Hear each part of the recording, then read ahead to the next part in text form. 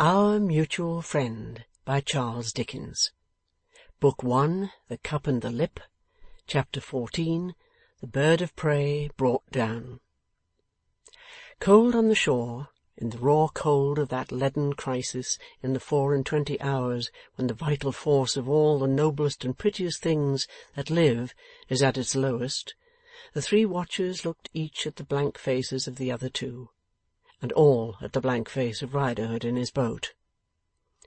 "Gaffer's boat. Gaffer in luck again, and yet no Gaffer." So spake Riderhood, staring, disconsolate. As if with one accord, they all turned their eyes towards the light of the fire shining through the window. It was fainter and duller. Perhaps fire, like the higher animal and vegetable life it helps to sustain, has its greatest tendency towards death, when the night is dying and the day is not yet born. "If it was me that had the lord of this here job in hand," growled Riderhood, with a threatening shake of his head, "blessed if I wouldn't lay hold of her, at any rate." "Ay, but it's not you," said Eugene, with something so suddenly fierce in him that the informer returned submissively, Well, t'other governor, I didn't say it was. A man may speak."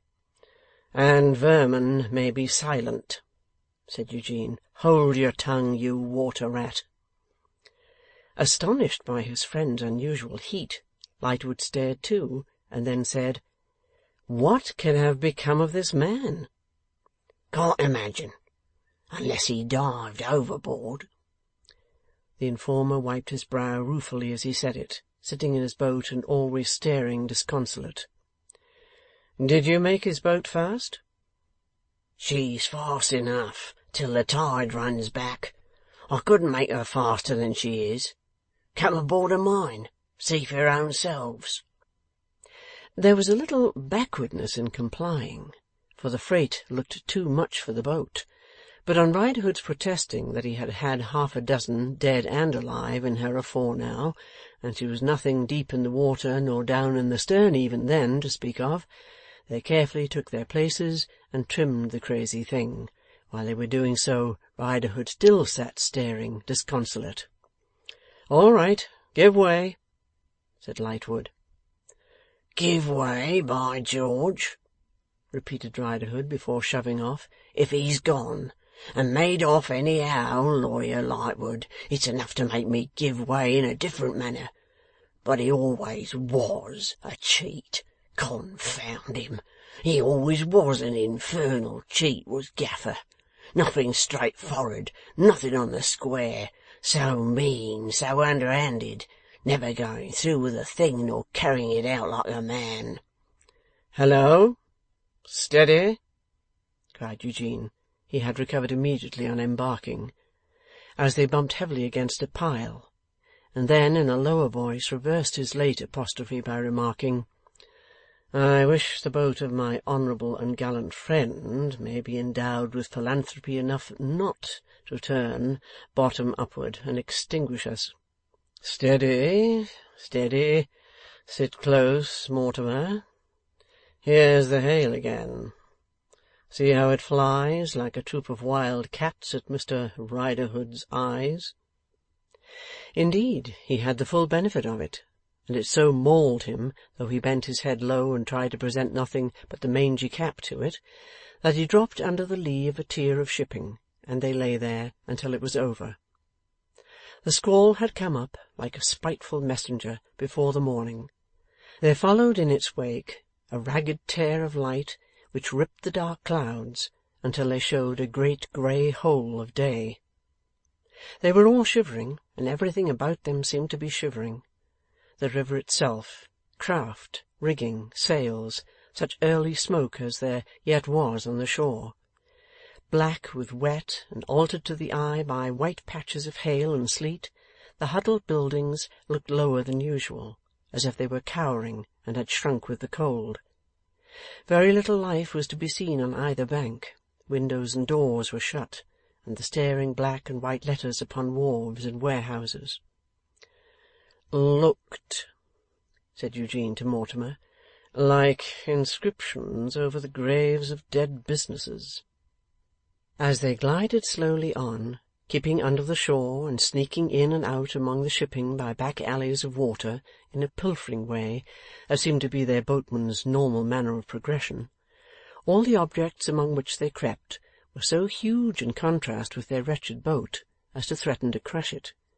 Not a ship's hull, with its rusty iron links of cable run out of hawser holes, long discoloured with the iron's rusty tears, but seemed to be there with a fell intention. Not a figure head but had the menacing look of bursting forward to run them down. Not a sluice gate or a painted scale upon a post or wall, showing the depth of water, but seemed to hint, like the dreadfully facetious wolf in bed in Grandmamma's cottage, "That's to drown you in, my dears." Not a lumbering black barge with its cracked and blistered side impending over them, but seemed to suck at the river with a thirst for sucking them under.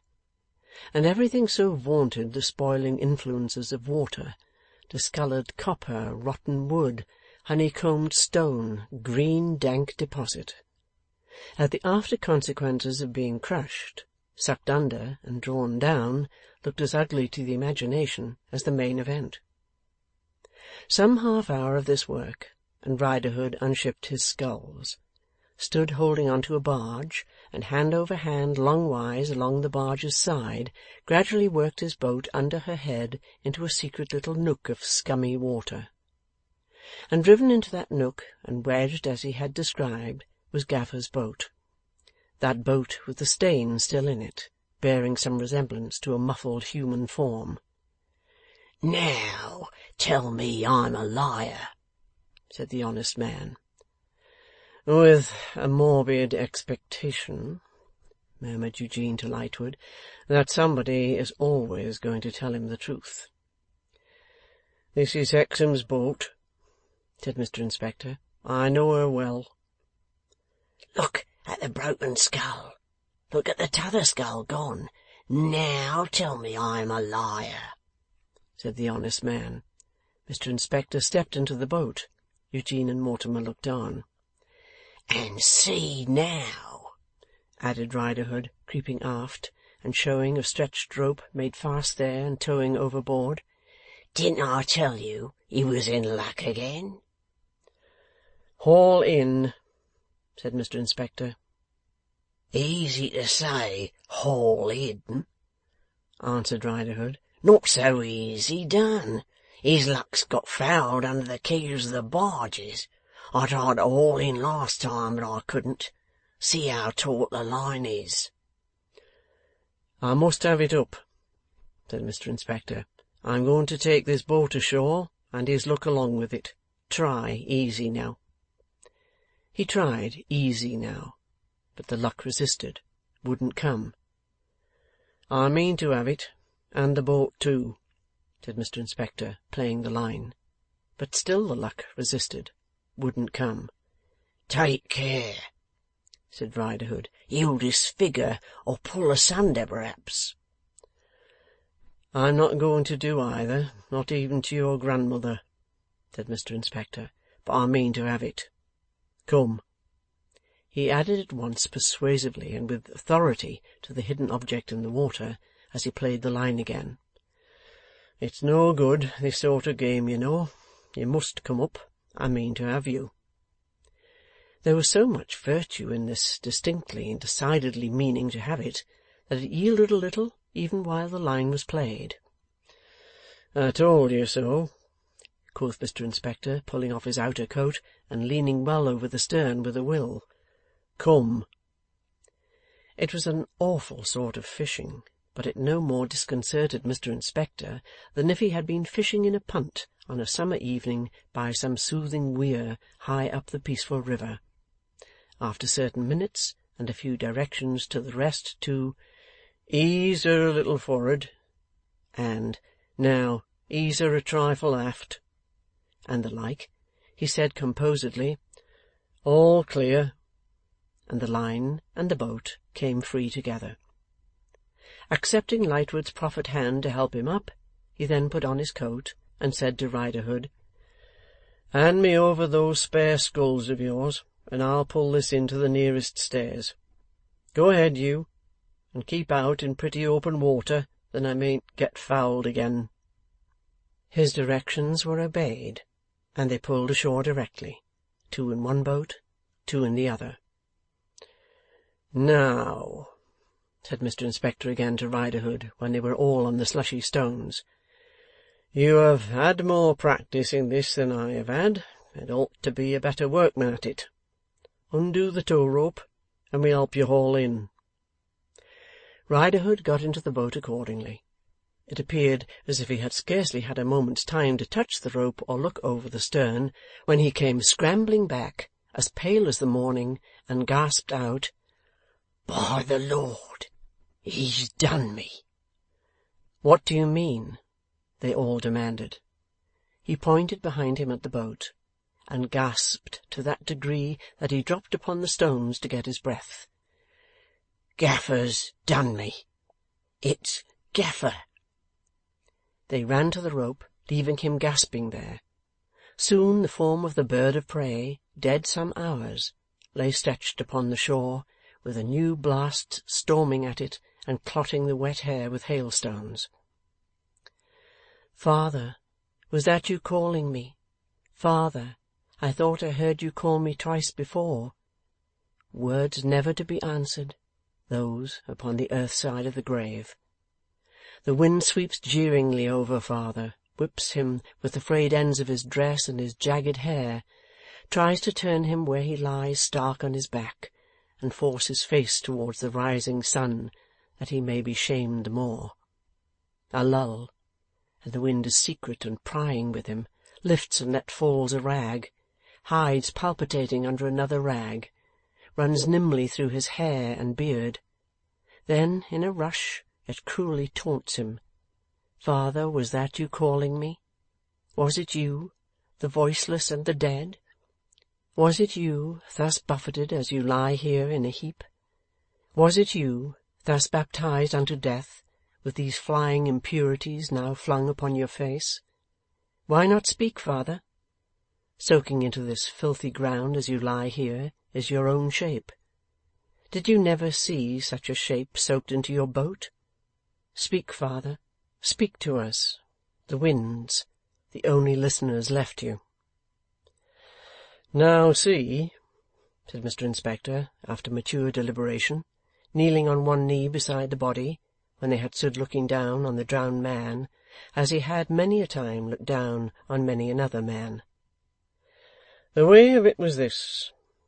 Of course you gentlemen hardly failed to observe that he was towing by the neck and arms.' They had helped to release the rope, and of course not. 'And you will have observed before, and you will observe now, that this knot, which was drawn chock-tight round his neck by the strain of his own arms, is a slip knot?' Holding it up for demonstration. 'Plain enough. Likewise, you will have observed how he had run the other end of this rope to his boat. It had the curves and indentations in it still, where it had been twined and bound. 'Now see,' said Mr. Inspector. 'See how it works round upon him. It's a wild tempestuous evening, when this man that was, stooping to wipe some hailstones out of his hair with an end of his own drowned jacket, there. Now, he's more like himself, though he's badly bruised. When this man that was, rows out upon the river on his usual lay, he carries with him this coil of rope. He always carries with him this coil of rope. It's as well known to me as he was himself. Sometimes it lay in the bottom of his boat. Sometimes he hung it loose round his neck. He was a light dresser, was this man, you see,' lifting the loose neckerchief over his breast, and taking the opportunity of wiping the dead lips with it. 'And when it was wet, or freezing, or blue cold, he would hang this coil of line round his neck. Last evening he does this. Worse for him. He dodges about in his boat, does this man, till he gets chilled. His hands—' taking up one of them, which dropped like a leaden weight, get numbed. He sees some object that's in his way of business floating. He makes ready to secure that object. He unwinds the end of his coil that he wants to take some turns on in his boat, and he takes turns enough on it to secure that it shan't run out. He makes it too secure, as it happens. He is a little longer about this than usual, his hands being numbed. His object drifts up before he's quite ready for it. He catches at it, thinks he'll make sure of the contents of the pockets anyhow, in case he should be parted from it, bends right over the stern, and in one of these heavy squalls, or in the cross-swell of two steamers, or in not being quite prepared, or through all or most of some, gets a lurch, overbalances, and goes head foremost overboard. Now see, he can swim, can this man, and instantly he strikes out. But in such striking out, he tangles his arms, pulls strong on the slip knot, and it runs home. The object he had expected to take in tow floats by, and his own boat tows him dead. So where we found him, all entangled in his own line. You'll ask me how I make out about the pockets. First, I'll tell you more. There was silver in 'em. How do I make that out? Simple and satisfactory, because he's got it here. The lecturer held up the tightly clenched right hand. What is to be done with the remains? Asked Lightwood. If you wouldn't object to standing by him half a minute, sir, was the reply, I'll find the nearest of our men to come and take charge of him. I still call it him, you see, said Mr. Inspector, looking back as he went, with a philosophical smile upon the force of habit. Eugene, said Lightwood, and was about to add, we may wait at a little distance, when turning his head he found that no Eugene was there. He raised his voice and called, Eugene! Halloa! But no Eugene replied. It was broad daylight now, and he looked about, but no Eugene was in all the view. Mr. Inspector speedily returning down the wooden stairs with a police constable, Lightwood asked him if he had seen his friend leave them. Mr. Inspector could not exactly say that he had seen him go, but had noticed that he was restless. Singular and entertaining combination, sir, your friend. I wish it had not been a part of his singular entertaining combination to give me the slip under these dreary circumstances at this time of the morning, said Lightwood. Can we get anything hot to drink? We could, and we did, in a public-house kitchen with a large fire. We got hot brandy and water, and it revived us wonderfully. Mr. Inspector, having to Mr. Riderhood announced his official intention of keeping his eye upon him, stood him in a corner of the fireplace, like a wet umbrella, and took no further outward and visible notice of that honest man, except ordering a separate service of brandy and water for him, apparently out of the public funds. As Mortimer Lightwood sat before the blazing fire, conscious of drinking brandy and water then and there in his sleep, and yet at one and the same time drinking burnt sherry at the Six Jolly Fellowships, and lying under the boat on the river shore, and sitting in the boat that Riderhood rowed, and listening to the lecture recently concluded, and having to dine in the Temple with an unknown man who described himself as M.H.F. Eugene Gaffer Harmon, and said he lived at Hailstorm, as he passed through these curious vicissitudes of fatigue and slumber arranged upon the scale of a dozen hours to the second, he became aware of answering aloud a communication of pressing importance that had never been made to him, and then turned it into a cough on beholding Mr. Inspector, for he felt with some natural indignation that that functionary might otherwise suspect him of having closed his eyes or wandering in his attention. Here, just before us, you see, said Mr. Inspector. I see, said Lightwood with dignity. And had hot brandy and water too, you see, said Mr. Inspector, and then cut off at a great rate. Who? Said Lightwood. Your friend, you know.' 'I know,' he replied again with dignity. After hearing, in a mist through which Mr Inspector loomed vague and large, that the officer took upon himself to prepare the dead man's daughter for what had befallen in the night, and generally that he took everything upon himself, Mortimer Lightwood stumbled in his sleep to a cab-stand, called a cab, and had entered the army and committed a capital military offence, and been tried by court-martial and found guilty, and had arranged his affairs and been marched out to be shot before the door banged.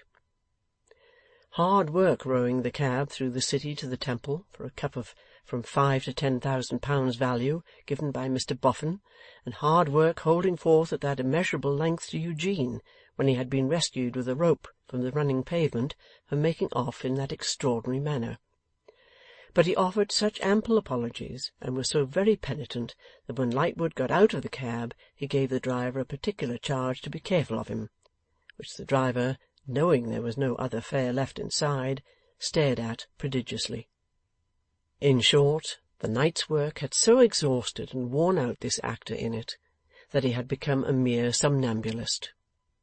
He was too tired to rest in his sleep, until he was even tired out of being too tired, and dropped into oblivion. Late in the afternoon he awoke, and in some anxiety sent round to Eugene's lodging hard by, to inquire if he were up yet. Oh yes, he was up. In fact, he had not been to bed. He had just come home. And here he was, close following on the heels of the message.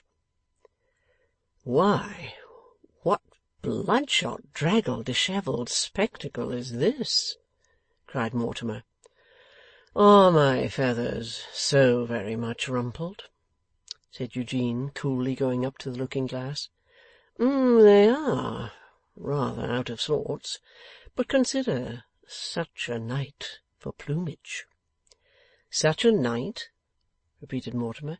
'What became of you in the morning?' 'My dear fellow,' said Eugene, sitting on his bed, 'I felt that we had bored one another so long that an unbroken continuance of those relations must inevitably terminate in our flying to opposite points of the earth. I also felt that I had committed every crime in the Newgate calendar. So, for mingled considerations of friendship and felony, I took a walk. End of Book 1, Chapter 14.